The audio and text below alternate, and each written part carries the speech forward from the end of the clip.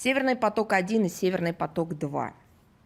Уже в первые дни после взрывов на газопроводах, когда еще Западная Европа и Центральная Европа повторяли подкинутое им слово «саботаж», даже не понимая истинного значения этого термина, мы говорили о том, что речь идет о диверсии, взрывах, подрывах и так далее. Уничтожение инфраструктуры, гражданской инфраструктуры, которая является судьбоносной для Европейского континента, для Европейского Союза, для пользователей, потребителей, для граждан этого мирового региона.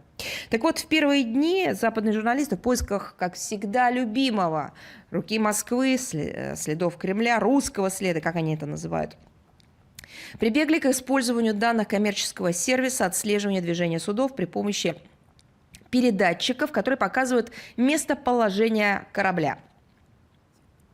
Можете себе представить, что произошло бы, если обнаружилось бы присутствие на месте происшествия кораблей российских? Я могу себе представить. Мне кажется, даже детские передачи, даже мультфильмы, даже заставки рекламные выходили бы с сенсационной новостью о том, что обнаружены русские корабли в месте, вот, где находились зафиксированные подрывы или были явные признаки того, что трубопроводы повреждены. Лучшего доказательства вины русских, чем установленная таким образом схема передвижения кораблей, в общем-то, не потребовалось бы. Просто взяли бы наш корабль, который бы там нашли, соединили бы вот с этими пузырями на воде, рассказали бы пару страшных историй, и все. И все. Была бы подведена черта, сформировалась бы уже доказательная база, ну и, так сказать, западные журналисты вопрос бы полностью, так сказать, раскрыли эту тему. Проблема в том, теперь внимание, что шведские журналисты обнаружили передвижение 22-25 сентября в районах взрывов действительно кораблей, но только не российских. Это были корабли шведских военно-морских сил. ВМС Швеции подтвердили информацию о присутствии своих кораблей в этом районе и осуществлении морского наблюдения, но при этом они не стали комментировать цель. Знаете почему? Потому что они сказали, что эта информация строго конфиденциальная. То есть это как? У вас там взрывы произошли на гражданской инфраструктуре. У вас целая НАТО собиралась, министрами обороны стран Североатлантического альянса говорили о необходимости защиты этих объектов. А вы до сих пор не можете сказать в Стокгольме, что там ваши корабли делали накануне произошедших взрывов. Вот просто непосредственно 25 числа, что они там делали, потому что эта информация конфиденциальная. Вы серьезно? Но если вы считаете, что это все, вы ошибаетесь. Дальше больше. На днях шведским таблоидом «Экспрессен», это тот самый таблоид, через который часто сливается закрытая информация из государственных структур Швеции, включая спецслужбы шведские. Так вот, таблоид «Экспрессен» опубликовал репортаж по итогам посещения одного из районов исключительной экономической зоны Швеции, где были зафиксированы взрывы. Журналисты совместно с экспертами норвежской робототехнической компании Blue Robotics или Robotics якобы собственными силами вышли в море и при помощи глубоководного дрона осуществили фото- и видеосъемку разрушенного участка газопровода «Северный поток-1». Из репортажа, кроме всего прочего, очевидно, насколько плотно этот район в настоящее время контролируется властями Швеции и соседней Дании. То над корреспондентами кружат самолеты береговой охраны Швеции, то со свистом проносится шведский истребитель, то на горизонте покажется датский военный корабль. В общем, редкая птица незаметно долетит до середины Балтийского моря. Свобода прессы, скажете вы, конечно. Возможно, только если не учитывать то обстоятельство, что простых журналистов с мощной фотоаппаратурой допустили в район происшествия спустя почти месяц плотной работы в данной зоне шведских правоохранителей и спецслужб. Шведские власти, кстати, серьезно превысив свои полномочия в отношении своей исключительно экономической зоны, являющейся в соответствии с Конвенцией ООН по морскому праву частью международных вод, более чем на неделю фактически закрывали доступ в район взрывов со ссылкой, прямая цитата, на необходимость проведения предварительного осмотра места преступления. Конец цитаты.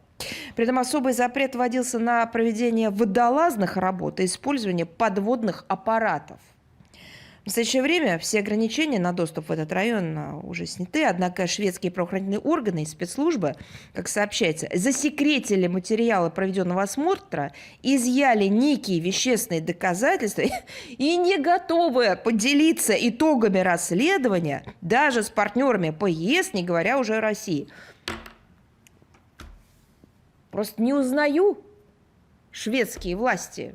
Обычно они в первых рядах все всегда знают и делятся итогами своих умозаключений. Как, собственно говоря, было сразу. Я помню очень хорошо заявление министра иностранных дел Швеции, госпожи Линде, которая сразу знала, что там произошло на глубине, и сразу знала, кого обвинить.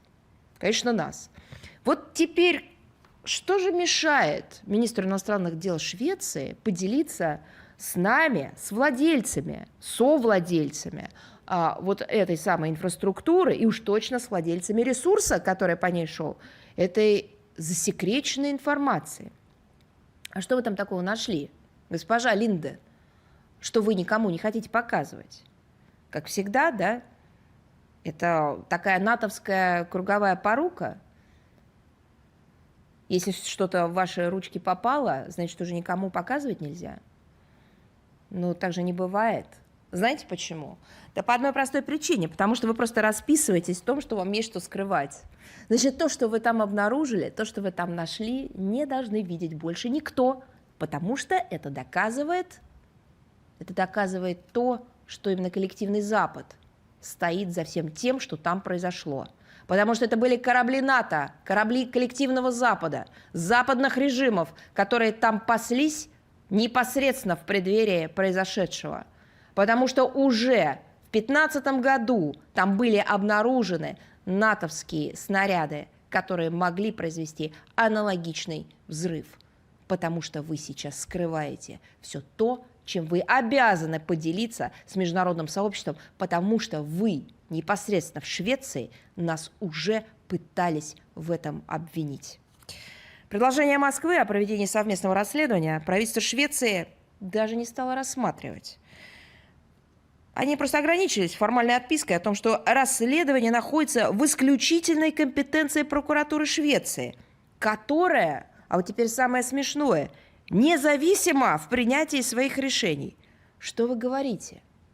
То есть теперь ваши правоохранительные органы нуждаются во времени, в конфиденциальности и независимости для принятия решения. А до этого как было?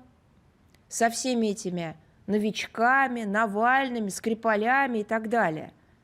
Вам что-то требовалось для принятия решения об обвинении других? Да нет, конечно. Вы просто выходили к микрофонам и всех обвиняли.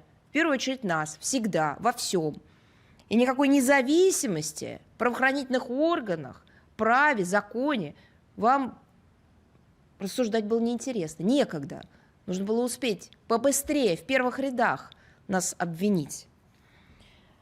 Правительство Швеции демонстративно саботирует конструктивный диалог с российской стороной в столь важном для европейской безопасности вопросе. А почему? Потому есть что скрывать. А чего вы там в Стокгольме опасаетесь? Может быть, вы боитесь того, что кто-то из шведских покровителей и новых союзников не успел уничтожить все улики? Но ровно так это и выглядит.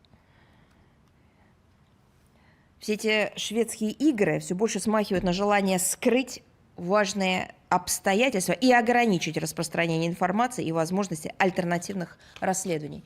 Альтернативных – это не тех, которые приходят к каким-то другим выводам, альтернативных, которые каждая задействованная, вовлеченная сторона обязана проводить в рамках своего национального законодательства. Расследования, которые должны вестись в том числе, исходя из международно-правовых норм.